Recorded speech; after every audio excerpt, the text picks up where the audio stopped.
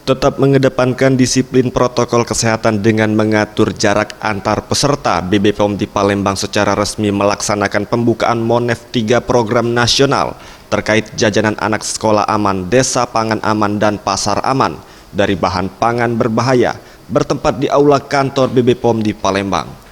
Kepala BPOM di Palembang Yosef Dwi Indra mengatakan kendati masih di tengah pandemi wabah COVID-19, pembukaan Monef 3 program nasional ini perlu dilakukan. Karena dalam rangka mewujudkan pangan aman dan bermutu, BPOM perlu dibantu berbagai pihak.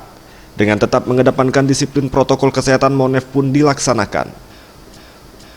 Tak hanya pelaksanaan Monef, pelaksanaan sidak juga sementara digantikan pemantauan peredaran produk secara online dan penyediaan pojok pasar di sejumlah pasar di kota Palembang untuk menjaga kontak langsung antara pedagang dan petugas.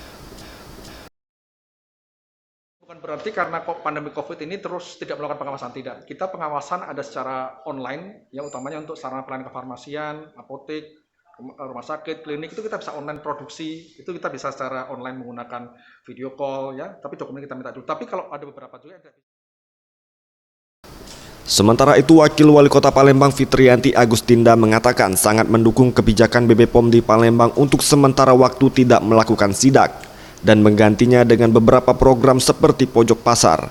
Karena ditakutkan jika melakukan sidak akan menimbulkan kerumunan dan berpotensi menciptakan klaster penyebaran virus corona.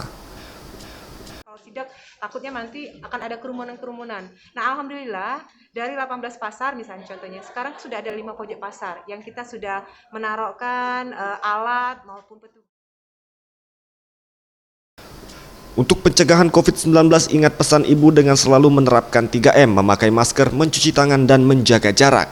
Dengan penerapan perilaku 3M, Indonesia segera terbebas virus corona menuju Sumsel bangkit. Sumsel adaptasi kebiasaan baru, Indonesia maju. Anugerah Sandi Pratama, Sriwijaya TV.